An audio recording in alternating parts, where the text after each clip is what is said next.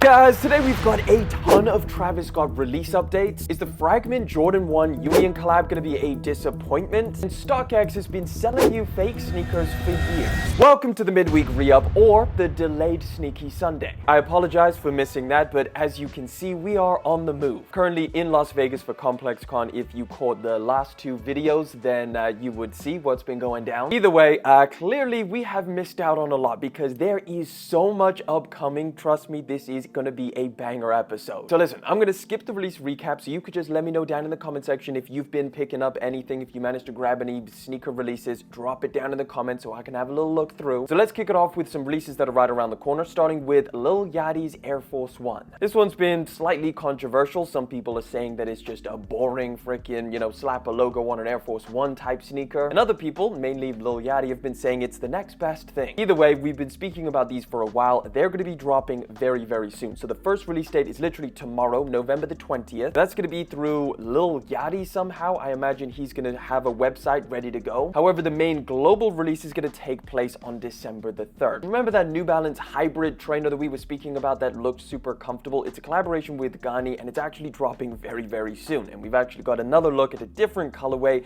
and it's all over red and brown, or red and black. So both of these colorways are going to be dropping for $170 on November the 20th. Again, that is tomorrow as well. Maniere and Nike are going to be dropping their Air Force One. The raffle is actually now live and it closes on November the 22nd. This is obviously part of the While You Were Sleeping pack, where they did a bunch of different sneakers so far. We've had the Jordan 3s, the Jordan 4s, and I believe the Air Max 95s. But it looks like it's going to have decent leather quality, and overall, as we can expect from an Maniere branded sneaker, it is going to have some luxury theme to it. Either way, if you're after these things, raffle is live, so enter up. Another release that is happening tomorrow is the Hidden NY A6 Gel Venture 6 Shield. I got to see these things in hand, and I actually really like them. For a model from A6 that I've never personally tried out, I think they did a pretty good job at making these things look pretty sick. There are some notable changes to these, like they added some kind of plastic woven lacing, which I don't know if I'm the biggest fan of, because it's like, it's really structured, so when you tie them down, it makes them look a lot bulkier. But the rest of the colorway looks really, really nice. Hidden NY smashed the last collaboration, so I am expecting some pretty cool things from this one. These again are dropping tomorrow, so just be ready. They had like a first little initial launch at ComplexCon, and now this is the wider global release. And then the Travis Scott Jumpman Jack Dark Mocha. These things were supposed to drop on the 16th. They had like a super limited drop at ComplexCon, but that was like hardly any pairs. The main global release is going to be taking place on November the 26th, and I believe that is through Travis Scott's website and the Nike sneakers app. They're still super limited, but it's more than the past, like previous Jumpman Jack colorways like the Sail and the University Reds. You should have a better chance at like finally checking out this pair of shoes if you haven't already. Review is up on the channel of these things. I'll leave it down in the description if you do want to check it out. Then we got official images for the upcoming Jordan 1 Low Game Royal. These things are going to be dropping November the 30th, and again, like I've said in the past, I think this is the sleeper release for November. It's a very, very solid Jordan 1 Low, and as we know, Jordan 1 hype isn't where it used to be, so these should be a pretty easy pickup. We finally got a full in-hand look and a release date for the upcoming Nike Air Force One Low Kobe Bryant. These are going to be dropping December the 6th, and we have been seeing different leaks and rumors of this sneaker for the longest time, but now we finally know exactly what they look like and exactly when they're dropping. They got a bunch of different Kobe Bryant details on here, which I think has been done very tastefully. You've got an embroidered jersey number 8. You've even got Kobe's signature with like the dotted line, so like literally where he would sign, which I think is a really cool touch. That's probably one of my favorite details. Then obviously the sneaker itself comes in Lakers colorways, which I think is pretty dope. Overall, I think these things are solid. This is a really interesting one from Nike. I like the idea. Maybe the looks are a little bit wild, but this is called the Sea Glass Pack. And essentially it's 3 heritage models. We got the Cortez, we got the Dunk, and we got the Air Force One. But over the top is like this TPU kind of shield that they've just stapled down to it. I actually really like the idea of like attachments to sneakers. I've seen other brands do like different covers for the shoes, which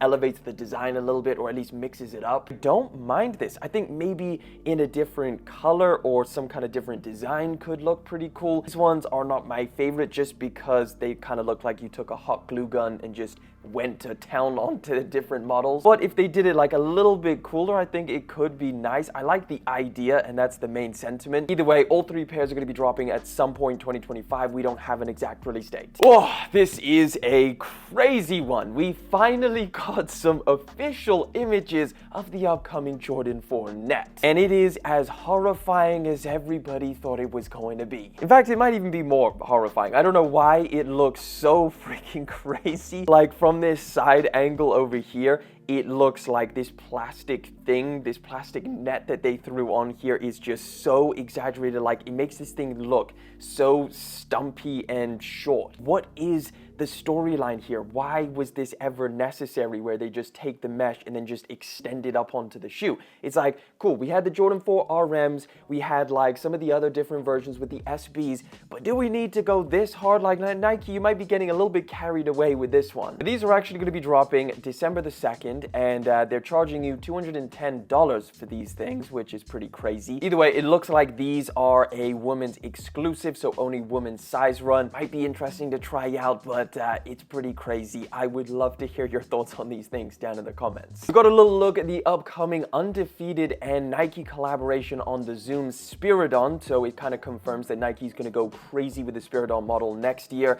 We know that we're getting like a bunch of older GR colorways. Travis Scott is obviously doing his version of it, and now we've got Undefeated, which crazily enough, they were actually giving away pairs at ComplexCon of this sneaker, so a very few amount of people managed to get their hands on these things. Definitely not me. Not bad, not my favorite. Like I would even take some of the other just GR colorways of the Spiridon over this one. This is the Undefeated collaboration dropping at some point in 2025. We've got no idea of an exact release date, but let me know what you think about the resurgence of the Spiridon model. Do you like it, or is it a pass for you? All right, let's get into this Travis Scott news because there's a lot to get through. There's been a lot of crazy leaks and rumors and different crazy stuff that people have been talking about. So let's kick this off with one of the biggest updates, which is that we now know exactly when the Travis Scott Fragment Jordan 1 Low is going to be dropping, September the 3rd. So it has been confirmed, it is ready to go, and as far as we can tell, it is going to look like this.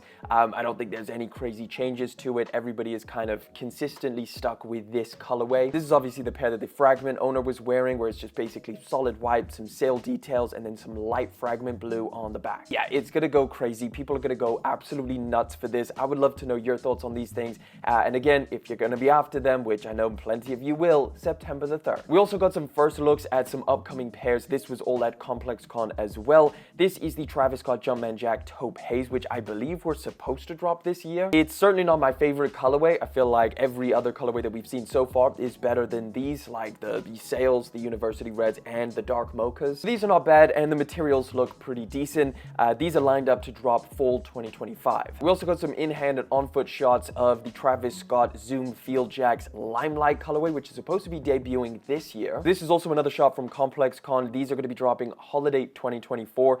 This is the pair that Travis Scott was wearing when he was at ComplexCon. We also saw an unreleased pair of Travis Scott Jordan sneakers. We're not entirely sure what this model is, if it's something that's going to be dropping. It's just an unreleased model, which I believe we saw Travis Scott wearing at some point before we even had any releases of the Jumpman Jacks or the Nike collab. Maybe this is what they were working on to get to the Jumpman Jacks, and this is just like a very early sample of that sneaker. It was right next to a bunch of other very early samples like this one over here, which almost looks like it's being glued together, and then this one over here, which just looks like a different colorway. So I believe this is a version of the Jumpman Jacks. Do you prefer these, or do you prefer the actual Jumpman Jacks that released with the strap over the top? And then there was this rumor floating around, which I thought was absolutely bonkers, but people were saying the Travis Scott Friends and Family Jordan for the purple pair is going to be dropping in 2025. And it immediately got shut down. Like the next day, people were like, no, that's not happening. If you potentially saw one of these pages posting about this and saying that these shoes were coming back, you got all excited.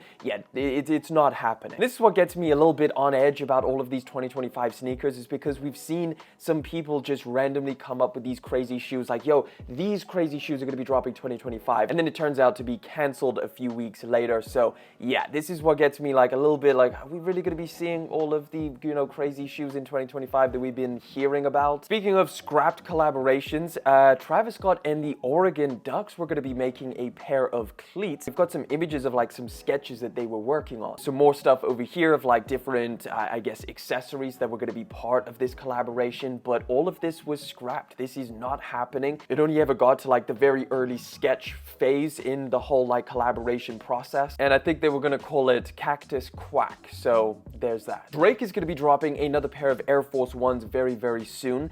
This is the certified Loverboy Palest Purple. Now, from this image, which I believe is a speculative mock-up, this does not look like palest purple, so I would assume it's a bit more pale than this, but it's the Air Force One that we know and we've seen before, where it's just going to have the writing on the midsole, except this time it's just a little bit of a flip of a colorway. The release date for these is the 11th of December, and from what I understand is that there was a bunch of other colorways that were supposed to drop as well, so maybe this is the first one and then we'll get more Air Force Ones from Drake in 2025. Right, we've got some massive updates for 2025 Jordan brand release dates, specifically for summer 2025.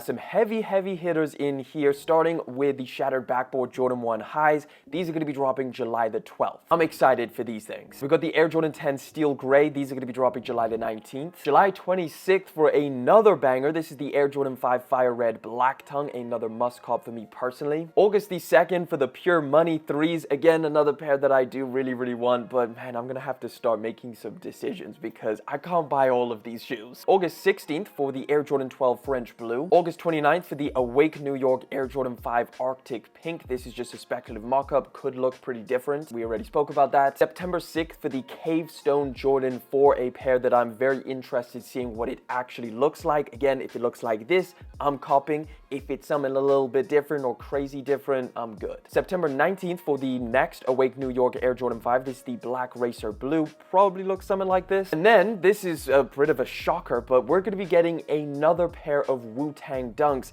This time, it's in the reverse colorway. I mean, they just couldn't help themselves, could they? I think they had it right where they did the Wu-Tang release. They got Wu-Tang involved, and it was like a nice drop. Like, why couldn't you just leave it at that? This, I just feel like you can kind of tell they're just out for a little bit of a money grab. Like, do we really need this one? Like, I think everybody just liked the first one because of what it is. Like, the Wu-Tang Dunks, the history of it. I don't know if people are really feeling the reverse version. It just seems a little bit forced at this point. But that's just my take. I'm just assuming. You let me know down in the comment section. What do you think about this, and would you cop it? Then we got some more in-hand shots of the Air Jordan 1 High Rare Air. These are now going to be dropping April 2025. A really nice pair of Jordan 1s, but again, we've just got so many decisions to make in 2025 that I don't think these are going to make the end of the list where I'm like, I need them. Kind of like a little bit different, a little bit special, that just plays into the Rare Air theme. But yeah, let me know if you need these things. These are going to be dropping April 2025. This one is pretty crazy and a massive loss for Yeezy. Steven Smith is now with Crocs. He just joined them as the head of creative innovation. So if you guys don't know Steven Smith, he is a veteran designer for a bunch of different brands: New Balance, Adidas, and most notably, obviously, Yeezy brand. Now, he was with Yeezy brand after they split from Adidas, so he kind of stayed with that team and probably was working on a bunch of different Yeezy independent sneakers. However, as we know, very recently, like just a couple months back, he got cut from the team. Whether he decided to leave or Yeezy fired him, I'm not entirely sure, but it just seemed like he kind of got sick and tired of all of the chaos and the back and forth that was going on, so we decided to just cut ties and keep it moving, and now he's with Crocs, which I actually think could be pretty insane. Steven Smith has made some incredibly good looking shoes. The Wave Runners, he played a big part in the Yeezy Foam Runners. A lot of his Adidas, New Balance, and Nike sneakers were really cool and obviously iconic models to this day. And I think Crocs is a dope brand. Like, they have been doing some crazy stuff. Like, I know it's kind of ironic, we all kind of crap on Crocs for doing weird stuff, but they've been killing it. All of the different shoes and collaborations, they just know who they are, they know what audience they're playing into, and they do it really well. So I'm actually looking forward to what Steven Smith can do with Crocs. They've done great things with Soleil Benberry, and I think this is a solid move, and I'm happy for Steven Smith. Hopefully he has a good time over there. All right, is this one going to be a little bit of a disappointment? I don't like the way that these leaks and rumors are going, but this is the Fragment Union Jordan 1. It looks like this updated mock-up, I don't know, some kind of bread or Chicago upper, and then the base of it is like black, white, and blue. Personally, I like the first mock-up that they had, so if it looks like this, it's like, I don't know. Like, I would still buy this pair of shoes, the colorway that it is, but I don't like where these leaks are going, because if they're doing this, they're changing this, then it means a lot of this sneaker could look pretty different. There's plenty of time for these things to drastically change from all of the initial mock-ups and early rumors. So yeah, there's that. Let me know what you think of these. Do you prefer the first mock-up that they had of what it was supposed to look like versus this? All right, hands down, the biggest piece of news that we have this week is Stockx and Nike and the lawsuit and all of the uncovered documents from this trial. So there is a ton to get into and a lot of just bombshells where you're like, what? It just happened? So if you're behind on this news, which I don't blame you for, by the way, this has been going on for a very long time, at least 2 years now, where Nike has been going after Stockx. Stockx has been trying to defend themselves. But essentially the very basic breakdown is that Nike is suing Stockx for selling fake sneakers. Nike said that they bought a couple pairs of shoes from them and 4 of them turned out to be fake. Stockx was like, no, we don't sell fake shoes, I promise. Well, it turns out they are. And Stockx has just admitted that they are selling fake shoes. So this here, Stockx admitted its authenticators cannot determine if a product is authentic. That is your one job. That's your only job. So Stockx admitted to selling 77 fake pairs of Nikes, along with discovering a fraud ring that got away with selling 1,800 products before it was stopped. Stockx admitted that its authenticators cannot determine if a product is authentic, that it knew it was passing counterfeit footwear, and that it had no idea what percentage of fakes were making it through the authentication and into consumers' hands. What? So Sneaker Legal posted a bunch of unsealed documents from the Nike v Stockx case, and Nike is basically shooting down every advertising claim that Stockx has made. I love this format. They've got like the questions and the answers. Question: where did Stockx get the 99% accuracy claim from? To reach this number, Stockx only counts products that sufficiently sophisticated Stockx consumers suspects were fakes, and who were also sufficiently determined to chase Stockx for a refund. That return rate is stifled by the difficulty Stockx customers experience when attempting to return an item. And this is a very, very common thing. There's so many different like Reddit threads of people talking about their experience with